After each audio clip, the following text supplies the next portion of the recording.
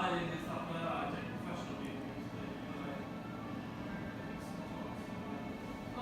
husband-in-law a few years ago has his bathroom done, sent time and things our kitchen done, and he said the guy who did ours highly was much better than the guy who did his. We've got our stairs to go from our kitchen, and he's even put a little triangle so that he just finished it off. And it's the finishing touches that made it.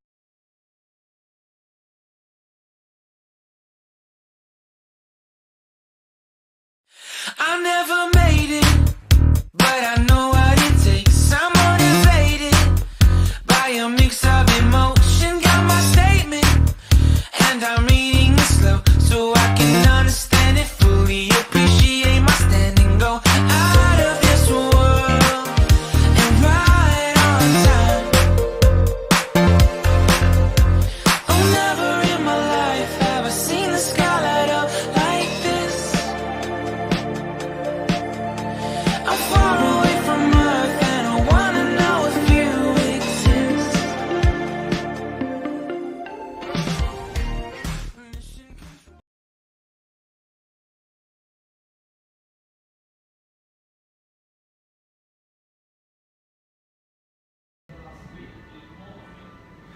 Well, good morning, and broadcasting this morning from my favourite place, the Runaway Cafe on Lewes Station. I wasn't with you yesterday. Circumstances a bit beyond my control, and I'm sorry about that. But it was nice that some of you missed me and said so. Some of you in no uncertain terms. But here we are, back with Break and Egg, and ready to take on the world again. And of course, it's a very special day today. Well, it's a special day in two ways, because first of all, as you saw, a town and a county. Perhaps we can just pop that up again, can we? Yes, Town and County, the magazine. I think this is its fourth issue. Should pop through your letterboxes today, if they didn't yesterday. Throughout the week, it should be delivered. It delivered to about 17,500 mailboxes throughout the town in the BN7 area. So enjoy. There's some interesting articles in it. I think there are one or two possibly written by me, and a couple that I'm very happy about is it focuses on Newark and Ringmer.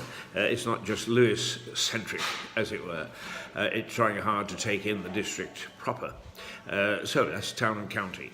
That's one important thing. The other, of course, is there is a Brexit vote later. And this seems to be the defining vote to see whether, in fact, things settle down in Westminster or whether we're into more and more uproar. It's interesting. Not only are the comments in the media, one has to be very careful because the media can be, to some extent, it can favour one party or another.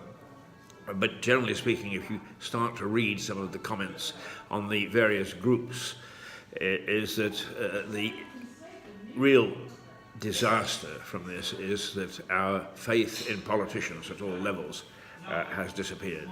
Sorry, I got a little bit fair on the nose. Right, that's satisfied. If it's the breakdown of our political system, then we need to start from the bottom. Now, love him or hate him, Mr. Marmite, Boris Johnson, made a keynote speech about a month, 5 weeks, 6 weeks ago now, in which he said that really the way that we do things at the moment isn't fit for purpose, and we've got to start to take a look. The only thing I would say is that any revision should reflect democracy, because the way that things have happened since Tony Blair introduced the Local Government Act in 2000 is it hasn't been fair, it hasn't been democratic. And I'm waging a campaign on Mirador Television and on one or two of my other outlets, which I call the Spirit of 1264. And the Spirit of 1264, of course, refers to the Battle of Lewes, which was fought in the name of democracy. At least that the barons would have a say and that the divine right of kings would disappear. And indeed it did. And what we've got today is a reasonable system, but it's open to abuse. So therefore it's got to be revised and it's got to be looked at. And we make sure that it's not open to abuse the way that it has been at all levels. And this iniquitous cabinet system that we've got in locally really should be changed, and that I would urge you is first take a look at it and see whether you agree with it. But in a nutshell, what happens is that the ruling party, in other words the party with the most votes, then has a little inner cabal, if you like, which they call a cabinet. Inanimate object, and they're inanimate. That's the trouble, they're not. But they actually make a lot of the decisions. They are notorious for not imparting those decisions. We've got a very secretive council, and at the council meeting a couple of weeks or so ago, Stephen Catlin said, he's an independent, by the way, an independent councillor for those who don't know him, and you can always see him around Lewes because he's got a very distinctive set of striped jackets that he wears. So you can't miss him striding around. But he said, if the cabinet isn't letting the council know what's going on, how on earth can we, the constituents, the voters, find out? And he's absolutely right. And it's not right and proper that we should have just a small cabal running this town. And a cabal, of course, does. The word assumes secrecy. Not on chaps at all. And so that sort of reform is absolutely necessary. Somebody responded when I first mentioned this on Mirador Television. Somebody responded and said, well, Keith, the old committee system didn't work either. No, but I pointed out is at least everybody was involved in not working rather than just a few at the top, because that's not working either. They pat the officers on the back. What splendid officer we've got. My God, it was a mutual admiration society. You should have seen it. I mean, actually, I should have secretly... if I'd have recorded it, I could have made a fortune. It was absolutely hilarious. Pull the string, they all stand up. They're like Muppets or puppets. I can remember once being invited on board a British warship when I was in Vancouver as a journalist, and I hadn't heard it before, but a puppet on a string, and everybody was singing it and buying drinks for tuppence, of course, in a British warship wardroom. And all in all, it was a pretty nice occasion. But puppet on a string, and I was just reminded of that song when I was at the council meeting the other night. Pull the string, all stand up, vote. Do you know what you're voting for? No, but the boss pulled the string. Up we go. Vote against. Up we go. I mean, it's absolutely hilarious. And they sort of more or less patted dear Stephen on the top of the head. And there's a good boy. Yes, you shout once in a while so it looks democratic and let's get on with it. Well, it's not. And I'm sorry, but the spirit of 1264 needs to return to Lewes. We need to make sure that our governance is democratic. And if we haven't got that, we ain't got nothing, folks. Because you can protest all you want and they pay no attention, they don't have to. So let's get back to a better form of government. Our favourite son, Tom Paine, who Bryson says coined the term the United States, also at one point in his travels said there should be a place where ordinary people can meet and help govern.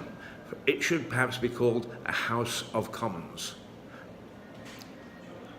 He was a local lad for a while. He was a customs officer here, a local lad. And he coined the term the House of Commons, a place where ordinary people can get together and help make decisions. Well, we may have a House of Commons, but we have not got common decision-making in Lewes, while we have the cabinet system. So it's about time that it was either removed, revised, reformed, or simply dropped. But it isn't something that is democratic, I can tell you that now, and I think that's very sad. All right, back at the ranch, back at the Runaway, I have to tell you that the train at 5:45 was on time. I had my finger poised, ready to go on the air at 5:45, and sure enough, the train rolled in. Unfortunately, I have to report that yesterday, although we got away from here on time, last night on the way back, the train was 10 minutes late pulling in, so it was about 15 minutes late pulling out. And we were the only one. don't know what happened between. It must have happened between Haywards Heath and Lewes or Eastbourne. Somewhere the time was lost or there was a problem. But the other trains were running on time except for Thameslink. They got a real problem. But since Thameslink is only one of our alternative routes and doesn't actually run out of Victoria, it wasn't affecting a lot of people. Well, it's affecting a lot of people, I suppose, if you take Thameslink, particularly from East London. Okay, let us have a look at Town and County, the magazine. Do take a read of it. It comes through your letterbox. Sometime during the week it will come through your letterbox. If not today, then tomorrow, or possibly the day after. And it's jam-packed full of interesting stuff and information items. And right now, the next one is being put together, so read this one. You want to take a peek? See what you should be looking for? There. That's Town and County magazine. Sean Kane, the editor. Larger-than-life character.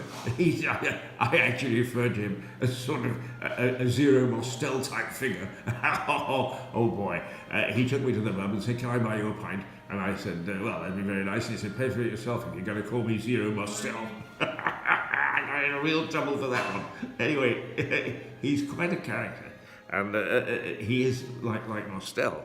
If he's physically not like him, he is larger than life, and that's reflected in the magazine. It's a good magazine. It's a lively magazine, and we're lucky. We've got all sorts of magazines in Lewes. So this is the latest one to come onto the block. Since I do write some stuff for it, I wish it every success, of course. But it's worth a read and take a look. It hasn't gone away. No, sorry about that. You're right. Now, what else? Right. When you go through the local groups that are on Facebook that are set up by local communities like Lewes Present or New Haven Gossip and those sort of things. Yeah, sure. There's a lot of I'm new in town. Where's the nearest hairdresser? I've lost my pussycat. Can you please keep an eye on me? For all worthy stuff. But also you get nuggets of information that we are able to take and we are able to highlight because they're a wider interest.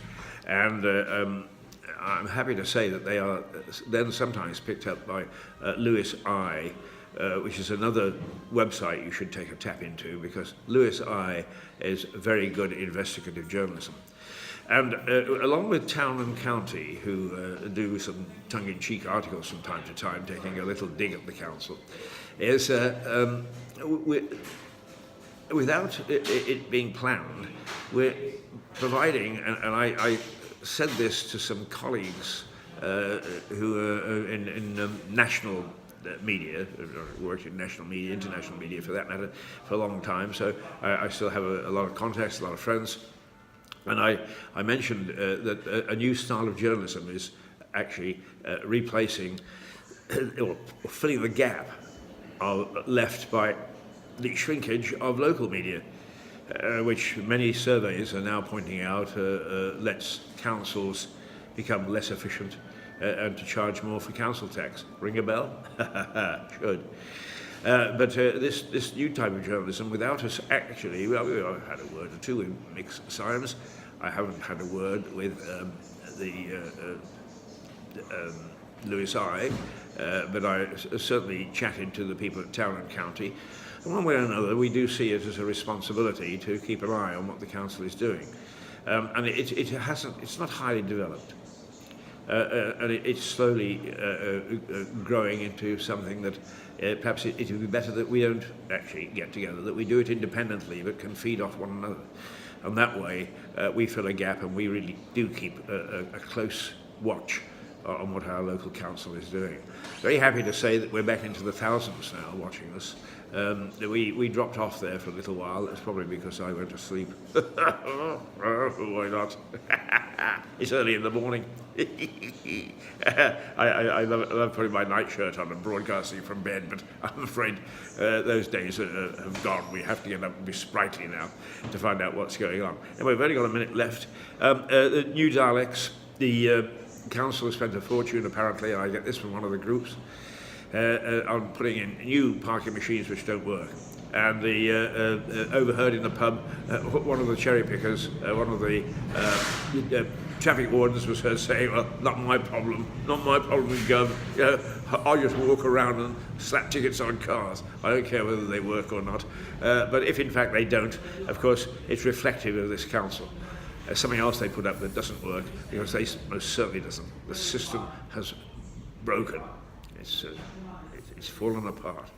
Somebody was saying on one of these blogs, if you like, complaining at the lack of creativity of the graffiti in public toilets.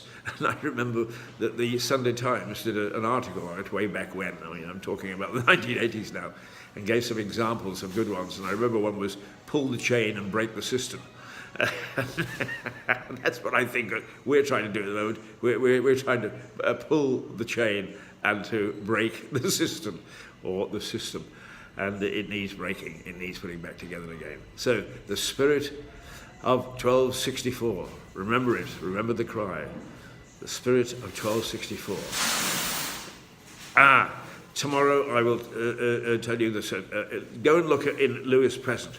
In Frome, in Dorset, I think is it, or Somerset, they lit up the town by art in the windows, and there's an organisation which helps you do it. And somebody said, "What a great idea for Lewis," and I agree. We can't do it at Christmas, but perhaps we could do it as at the time of Art Wave.